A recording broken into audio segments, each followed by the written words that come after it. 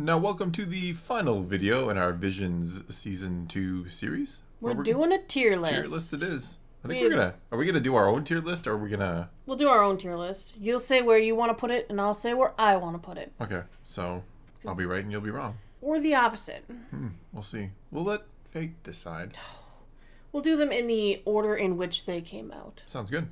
Alright, so we're starting out with Sith. Sith, the paint episode. The paint episode. Which I liked a lot of it. Very stylistic. I think that was the best part about it. I don't know that the story really struck me as anything all that interesting. I mean, it wasn't terrible. I think I'll give it a B. Ooh, giving it a B. Look at you. I think I appreciated the art style a lot more than the story. Yeah. Which is, it's good for a Visions because you want a visual spectacle and stuff. Where would I put it though? I'm actually putting it in B too. I'm actually disappointed I'm putting it in the same spot as you. You're copying me. I'm sure that's what it is. Well, how about we alternate? Now you get to pick first. Tell us where you're going to put this. Screecher's Reach. Ooh. This one at first I didn't like the art style, but then when I looked deeper into how I felt about it, I liked it a lot more. A simplistic art style, but they used it well. It was very well utilized. It really got the point across. The imagery was really good. With the Banshee Queen. Yes, the Irish Banshee. I love it. Yes. Where I would put this, I mean, it even represented its country very well, and the fact that they actually used it. Did, but it was kind of subtle, too. Like, some of them were kind of more in your face that this is the country. Not saying that's a good or bad thing, but this one was a lot more, I think, subtle. Screecher's Reach, I'm gonna put an A tier. A tier, really? I'm giving an A to the Screecher's Reach. Wow, you are hard to impress, because I'm going to go S tier. Wow. I think this was a fantastic... I think it's a good all-around. I think it was a great Star Wars story. A surprise. Subverted our expectations. I actually liked the art style. Simple, but used well. And it incorporated the lore of the country. It is kind of a lore, I guess you could call it, since I don't think banshees are real. So it incorporated Irish culture very well, but not so in your face that it just felt like I was watching an Irish folktale. Maybe I'm just an elitist. So I think it hits on all the things I think it needed to hit on to be an S tier. All right, so then we're on to In the Stars. This one was good too. I don't know if it was the best one. We learned kind of the origin of the story, though. Someone had posted in the comments about where this kind of came from. Learn about where the culture behind the story. Yeah, so that was kind of interesting. It was really interesting, actually. Yeah, well, the story behind it is very interesting. I mean, the art style is good. The music was, Out of the 3 stop-motion ones, this may have been my favorite. Yeah, you've commented how much you like the stop-motion on this. This one had really good stop-motion. I also thought Awu's song did, too. Kind of torn here, but I'm gonna go B. Solid B. I also want it in the B tier. You just copy me when I go first, I see. And when you go first, I go bold. Yeah. All right, moving on to the 4th episode, I Am Your Mother. Ooh, go ahead. Yep. I know you're happy that I'm going first in this one. Yep. I don't think I'm going to go more bold than you on this one, or bolder. We'll see if you'll copy me this time. I might, because I think I know what you're going to go here. Really? I like to have varied answers. You don't have to have varied answers. That shouldn't be like a requirement. No, I'm actually pretty solid in where I want to put this one. I just know that people won't like where I'm putting it. It's D tier. Wow.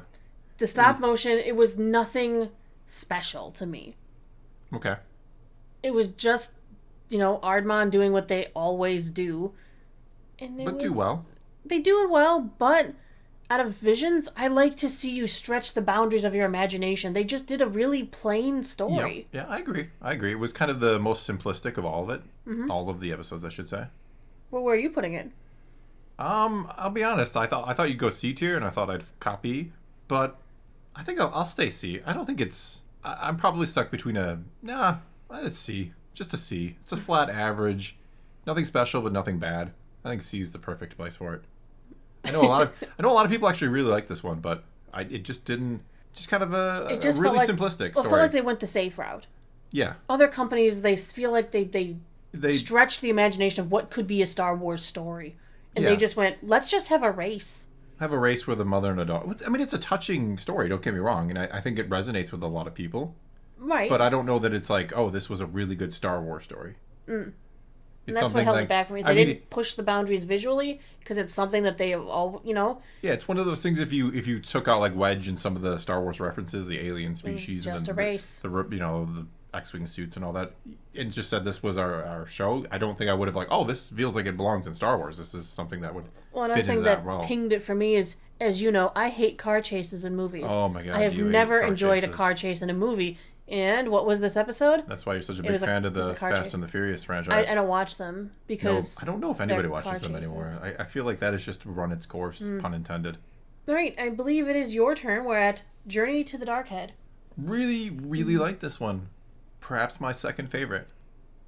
I think... I'm going to go A tier. Really? A tier, huh? A tier, yeah. We talked the other day in a video about how they left it wide open intentionally to perhaps, carry it on. That they made enough world building to actually continue onward if they were given the opportunity. In an odd sort of way, I will say that's both a positive and a negative, because it did. I mean, granted, like Screecher's Reach. It is still a complete story. Yeah, granted, Screecher's Reach kind of left it wide open too, but this one I felt like was a lot more intentionally, a lot more overtly kind of open-ended. Whereas that one, you feel like, oh, she's going off and bad things are going to happen to that girl. She's going to be growing up to be an evil Sith. Whereas here, it's like, it felt like this was, we've talked about it before, like this was like a pitch. Like, this is our idea for a Star Wars show. Here it is. It's really good. But I also felt like maybe not the most kind of complete story. It felt like there was actually almost too much world building, where it's like so much going on that you're like, oh, this is really, they're really trying to set a stage instead of just kind of tell this 15-minute story. Not bad, not complaining. But I think they kind of, they're trying to sell it a little too much to Lucasfilm here instead of just sell it to the audience. I think you knew I was going to put this in S tier. Really? Yeah, I'm putting it in S tier. Absolutely. I loved every second of it. I loved the art style. I love how everything moved and flowed. I thought the story was really interesting, set in a time, in a time when the Sith and the Jedi are like openly at war. That there's like Sith cultists walking down the street. That they're showing interesting technology for Star Wars. The mitts, the gloves that you can use to climb, the rockets controlled by her like wrist thing. I thought there were some really interesting thoughts. I liked even the Sith's weapon with the extra like snake chain thing.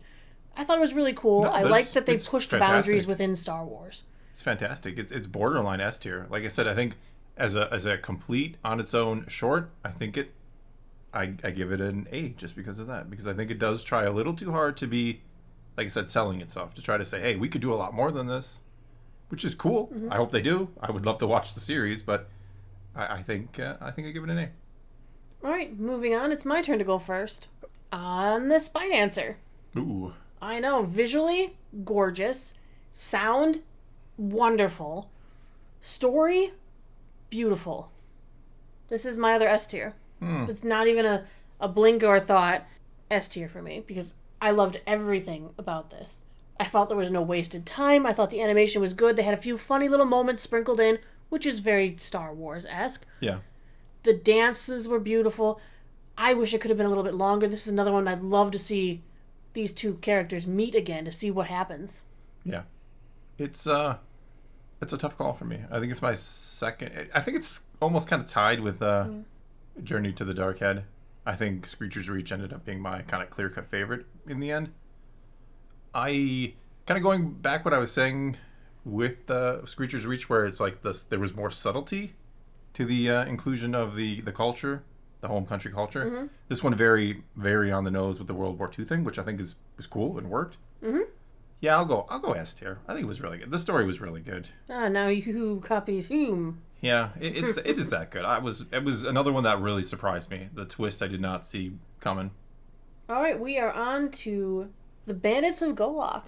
And you're up first? Oh, I am, aren't I? Yeah. Speaking of cultural influence, that is overt. This one, again, very, very overt with the Indian culture. Oh, and I love the design for the Inquisitor. I did too. I actually really like that. I think the girl was a little airheaded. She did a lot of dumb things. Got him in trouble a lot. The ending where, she kind of goes off as a Jedi. I saw some people pointing this out on our review in the comments. She doesn't really make a good Jedi apprentice necessarily, or Padawan, because she is kind of seemingly very selfish and stuff. So they've got a lot of training ahead of them with her. At the same time, the first time she used the Force, it was 100% selfish, because I want the flute. I wanted this. The second time she did it because she, like, the same reason like Anakin did it with Padme. She was trying to cheer him up. Yeah. he wasn't eating, he was apprehensive, he was nervous, and she's like, look, I'm floating it, and she just wanted him to laugh. She wanted him to lighten up a little. But yeah, she was very selfish in general. Yeah. But she's young. I'm gonna go B on this. It's a B. B for the Bandits. Close to an A, but it's a B. Yeah, B for Bandits. B for Bandit. Alright, my take on the Bandits of Golak. I really, really aesthetically loved it.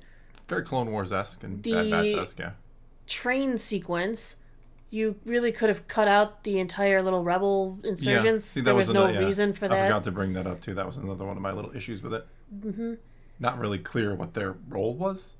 I am going to land this one at a C. Because the girl was super annoying, and I felt like they wasted time when they could have given us maybe a little bit of a longer fight scene. Maybe. Or just something else cool in general. Because the fight at the camp when the storm rolled in, we didn't really get to see much of the fight.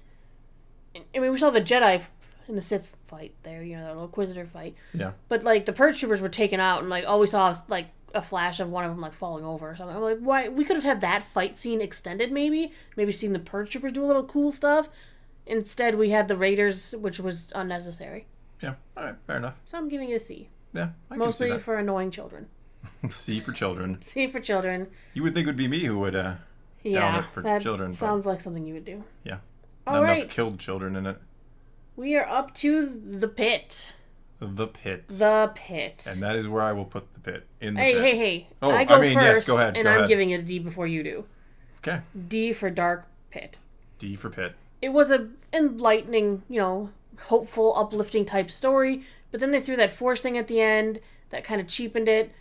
There were a lot of questions I kept having during it, like, okay, the one dude climbed out. Why didn't he just get a rope or something? Yep. Why didn't he direct them to follow the way he climbed out? I mean, the little creature made handholds. I don't know. I had so many questions, so many things like, why did you... These people were left behind in the pit. They never called out before. Yeah. Because that's really what brought the people. Yeah. I don't know. I liked parts of it, but at the same time, there was too much of it that I didn't like. I didn't even like the art style very much. It just didn't look as polished as the others. I just think that if it wasn't for like the Kyber crystal at the end and that it was called Star Wars Visions, I don't think I see this as Star Wars. I mean, yes, they're stormtroopers, but that was about it. It just didn't scream Star Wars to me at all. And like you, I had some questions, and I was like, eh. I think one of the other ones you labeled poorly is because it didn't feel like Star Wars. The I Am Your Mother. Yeah. Because it was just a story. Yeah, exactly. Like if you take the stormtroopers out of that and the Kyber crystal and all that at the end, like, is there anything that feels like Star Wars to you, other than the uplifting message and whole? I get all that. I'm not saying that there isn't a vibe to it at all, but I mean, does it resonate as Star Wars with you? Could you like see that then being put in reverse back into Star Wars? Right. Before anyone says anything, you could do the same thing to Spy Dancer and make them stormtroopers. But the fact that their art and artistry and how everything was put together was so well done, it doesn't matter. Yeah, I think the difference there is it touched on some of those family, like how you can lose your family and how you can still care about your family, and that kind of confliction. It kind of touches on the Vader Luke thing, right? To an extent, maybe more in reverse here, where it's the mother who, you know, thinks their child is dead and gone. Well, I mean, Vader didn't know about his child either, but you know, it kind of touches on that more. I think that was part of the reason why that kind of felt Star Wars-y to me. Okay. Was it really, really dealt with that family aspect and how... The pit just felt like they could have... I don't know. There's something in the story just was lacking. And it's funny because it came from Studio Dart, which is a good studio, but they paired them with Lucasfilm. I wanted to see what this studio could do on their own. Yeah, why was there Did Lucasfilm ruin this for us? Yes, that's going to be my guess. I'm assuming yes. Okay. That's my story and I'm sticking to it. Okay, then we're going to move on to the last one. Out Song. I didn't really care for this one much either. I know you didn't. Because I'm kind? A C. C for kind. C for kind. Yep.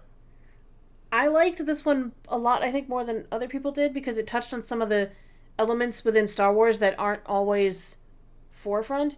Like how everyone sees the Force a little differently. All the Jedi are a little different in the Force. And I liked that they were like, oh, look, well, here's Out. She can communicate with Kyber on a different level than other Jedi. I liked the design of the characters very much. I really liked the different style of the stop motion. It was more like plushy type creatures moving around than the claymation type or a computer generated type. It felt really cool, that art style. Was it the best story in the world? No. I'm not going to ever say it was that. It sucks because I want to give this somewhere between a B and a C. It's my own little subcategory in between the two. It's not allowed. It's not allowed. One or the other. I guess I'll put it in C tier, though it feels like it should be higher than that to me. Yep, I guess it's going in C tier. All right. C for kind. C for kind? Yeah. Can you spell? Yeah, C for kind. This is one of the only ones that didn't have like a solid villain character. The other ones had like, this is the character we are against. Even the pit, they were against the stormtroopers. The enemy here I Am Your Mother was against the evil family. Snotty family, the stuck-up family. This one, there was no villain. It was a girl overcoming and coming, and like accepting her destiny and getting her father to understand it as well. I did like some of the lessons there, some of the, especially there at the end about, you choose your path and, no one chooses it for you kind of thing, which is a Star Wars saying, of course. Of course. So yeah, I mean, that's why I kind of give it a C. Like, I think there was an attempt at some Star Wars themes. I just don't know that it really, resonated with me personally. I even loved the part where she was trying to communicate with all the Kyber, and her dad's like, "Whoa!" and he stopped her, and you heard the Kybers all cry, like they all cried out in pain. And I was like, "No!" Like, she can understand. There was some really good stuff in there that really inches it as close to a B as I could get. Okay, without being a B. Without being a B, it's like a. It's an honorary B minus, C. It's a C++. C+++. Yes, it's a C+++. Yes. All right, so that's it. That's it. Now it's your turn to take to the comments below and do your tier list. Tell us where you would rank each of these episodes, and let's talk some Star Wars and see some visions. And until next time, thanks for watching.